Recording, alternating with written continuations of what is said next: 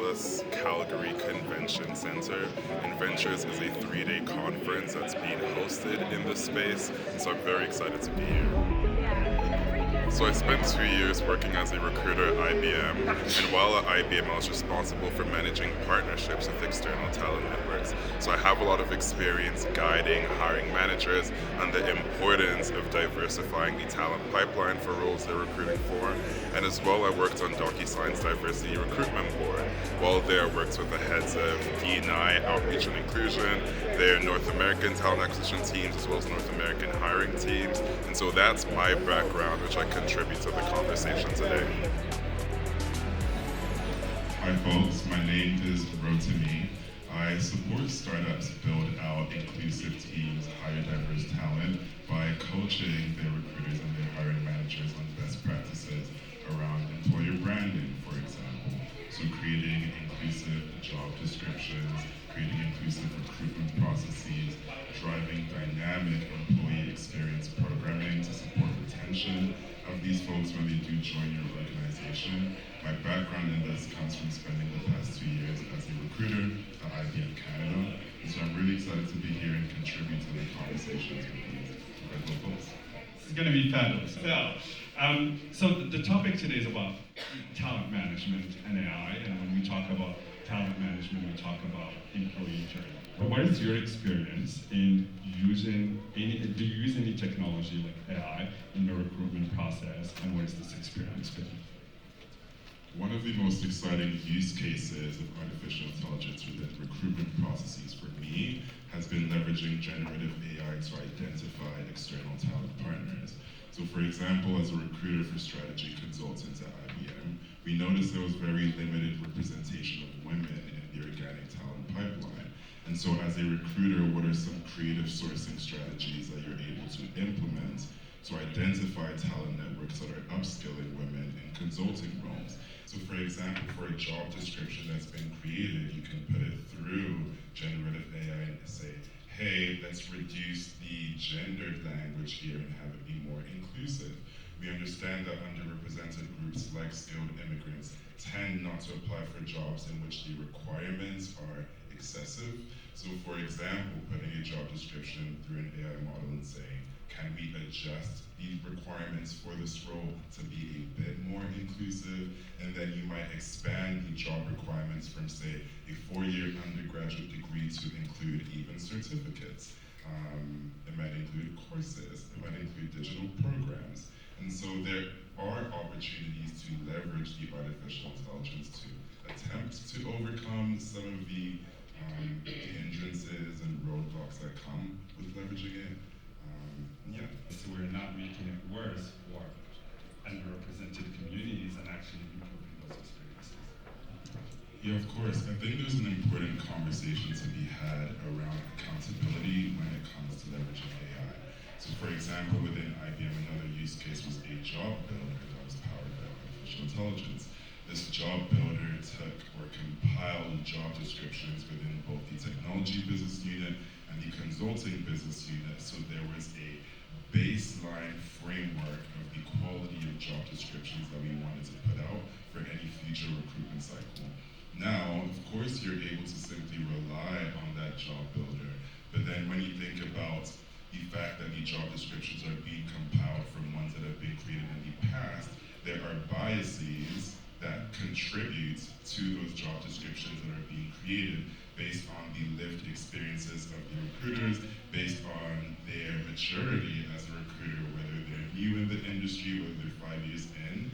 And so the accountability conversation comes from understanding that, yes, as a recruiter, or as an HR professional, or as an individual with employee experience, whatever the case may be, you're able to leverage artificial intelligence to drive efficiency in your processes, but there is also an incredible responsibility that you have to ensure that it is not subject to the same biases that we're looking to overcome. Can we talk a little bit about how do you see AI helping HR professionals in developing their workforce? Well, one that I've seen as well in the past are employee chatbots. So when I think about the employee experience, individuals would like access to information in a timely manner. You think as well there's opportunities for second-line managers to leverage artificial intelligence to craft more impactful jobs. So as you mentioned, you need to get feedback from your employees on what are their favorite aspects of the role and what are their least favorite aspects of the role. For a recruiter, it might be the process of creating a job description, because it tends to be pretty challenging in working with hiring managers to do that. And that's where artificial intelligence can come in to ease that burden from an efficiency standpoint in terms of how quickly those are being created, but also from a job fulfillment standpoint and reducing some of the administrative elements of your recruiter role. You should have a big toolbox, and AI could be one tool in that toolbox, but there is a human element to this, right? When we're talking about recruiting or how we're supporting employees through the life cycle with an organization, these are people we're talking about. So there has to be an element of humanity and relationships and real connections, and that kind of can't ever go away. So while I love the technology because it allows us to be really creative and we can do some really cool things quickly, we can learn a bunch that we didn't even know we wanted to learn about. It's not without some risks for sure, and I think we really need to just not, don't forget that it's meant to be a tool to support the person who's doing the job. I would agree. I see the talent acquisition profession evolving in ways that better leverage data to, for example, manage the candidate experience. There's HR technology that increases the number of outreach recruiters can make to, say, 50, 100 candidates at a time based on preset email marketing sequences for open job opportunities. While there is a benefit from that from an efficiency standpoint, there's also a loss when it comes to the relationship management elements that are crucial, especially in the world of talent.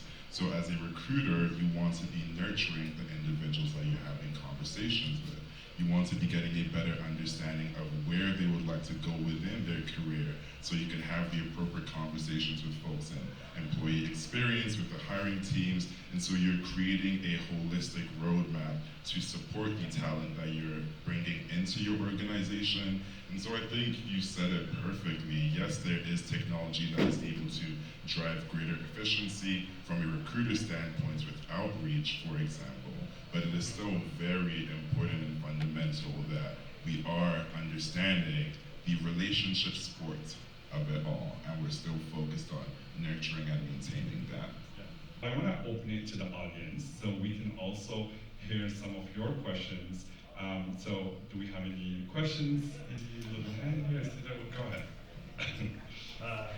So I'm kind of scared to ask this question, but conflict resolution. Sometimes I encourage students to use AI to question their biases. Is using a chat engine to question their biases and conflict resolution with consideration for EDI a good idea? Depends.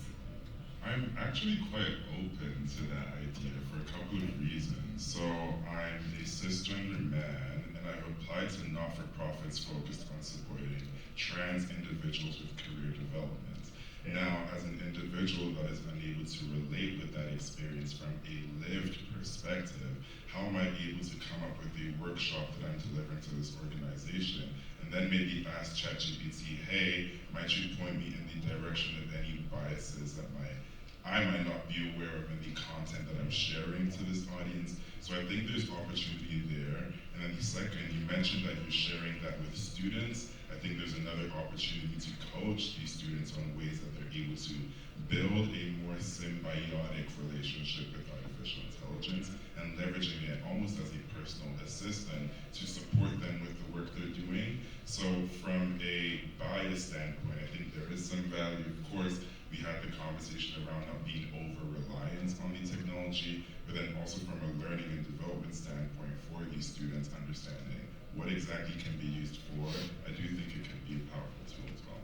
I feel like, looking at me or thinking about me, like whenever I am hired or I am chosen, I feel like, okay, is this the reason that I'm checking the box of like, okay, I'm colored, I'm a woman, I wear hijab, so are those the reason, or my skill set is the reason how do you balance that part into that AI platform and make sure that those imposter thinking is going away, like we are letting it go and we are feeling like we belong.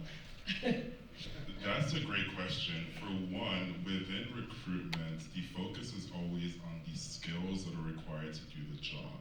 So for example, I mentioned building partnerships with external talent networks.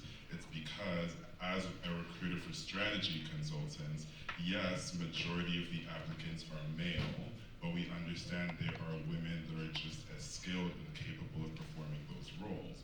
And so when we say lack of representation of women in the talent pipeline, it's not because there is a lack of skilled women, it is because perhaps there are challenges in the ways that we are promoting our employer brand to attract skilled women to our organization.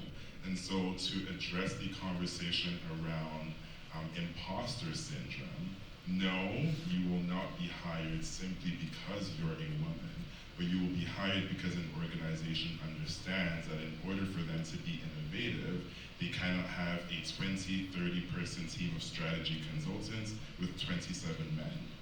Now, going into the conversation around artificial intelligence, the more artificial intelligence becomes an intrinsic part of our roles and the future of work, we need to have a workforce that is diverse so that the inputs into the artificial intelligence that we are working with comes from diverse perspectives and backgrounds. And that's also where diversity is an important conversation in the workplace, understanding that in crafting the future of work, we need to do so with diverse perspectives, and we gain those diverse perspectives from diverse individuals. Regarding the use of AI tools, not necessarily to screen resumes, but more to use on a technical assessment. So I know of one that's used in the UK, and it's coming here also. It's called Arctic Shores, to name just this one. But it's those weird psychological tests and like trying to, how do you say it in French, in English? IQ tests and like EQ melted into one. What's your take on these? Shut it down.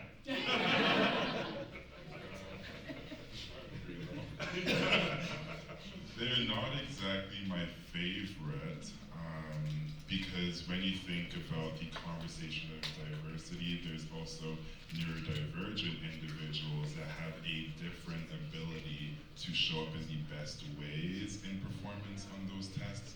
So I feel like there are more creative opportunities to assess the skill set, the EQ, the IQ of individuals that you're looking to join your team that don't necessarily place them in this testing environment which they might not perform very well in.